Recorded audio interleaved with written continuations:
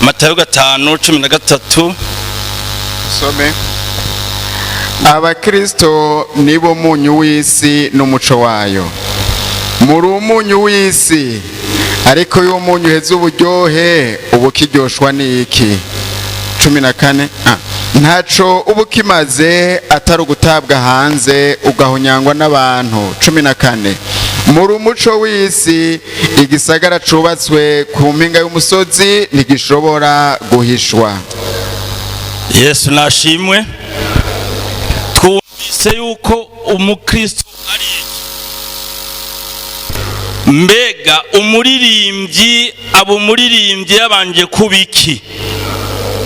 Umuntu atari umukristo arashobora kuba umuririmbyi, kuko je nararirimbye mbise imyaka 9 ndi muri Sunday school. Mugabo mu bakristo canke mu ishengero hagati twaririmba mu gatondo gusa kugeza tubatijwe tukaba abakristo. Hanyuma twumvise yuko umukristo ari umunyu w'isi, kandi iyo umunyu ushize uburyohe ngo ntacubu kimaze ngo atari ugutabwa hanze ugahonyangwa n'abantu. Twumvise yuko turi iki umuco, abantu bateretswe ku mpinga y'umusozi bamurikira abandi.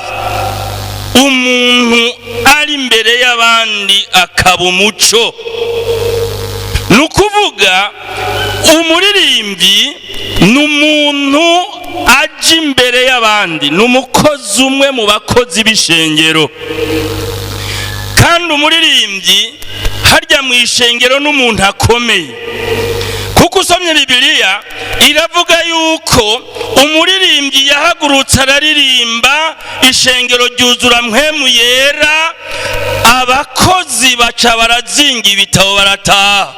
Iyo abaririmbyi baririmbye bari umuco, barimwo ubuntu bw'Imana, atajwi ribagiriza ikibi, abo umuririmbyi akomeye, abo umuntu yuzuye ubuntu bw'Imana.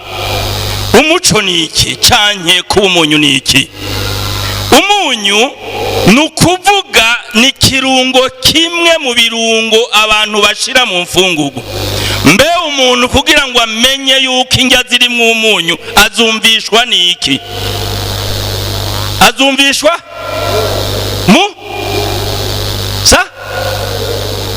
azumvisha ururimi, akumva ko indya zifise ikintu mu Kirundi bita icanga canke akanovera ziryoshe.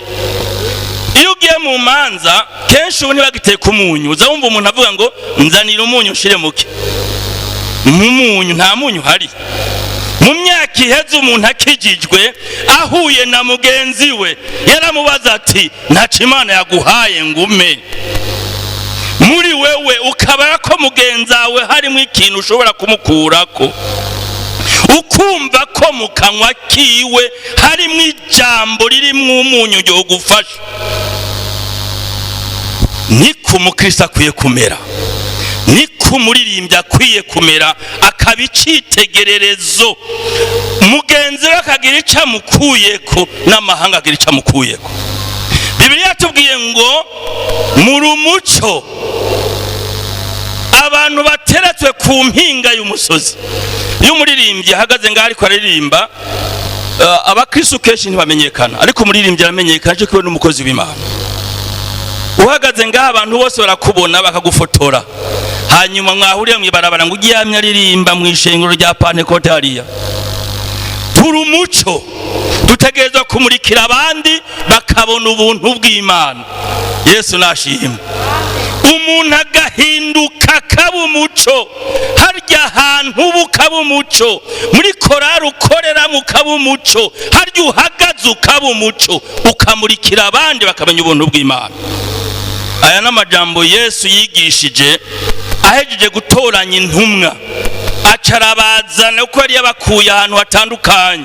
Nkuko twese tuva ahantu hatandukanye.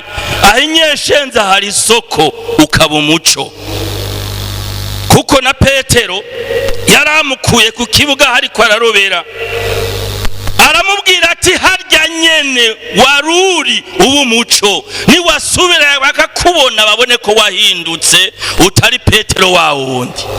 Nawe niwasubira harya inyeshenza ajya ku isoko ntibabone kabudensiya, ariko babone ko wahindutse.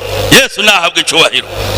Tutegerezwa rero kuba umuco, aho umuntu ari akaba umuco, imvugo ziwe zikaba zirunzwe umunyu.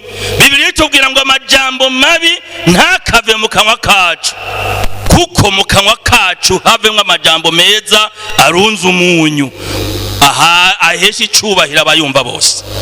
N'aya majambo y'Imana abayumvise mwese, Imana iduhindure kuba umuco, hanyuma Imana tugira amatara aho turi, umuntu wese atubone mu buntu bw'Imana. Mana turagushimiye kuno muhingamo, hasa na ca gihe wahora ugendera abantu bawe mu itongo rya Edeni, uratugendera kuri uyu muhingamo. Ubwiza bwawe buraba hano hantu, ntihagire uhombera hano hantu.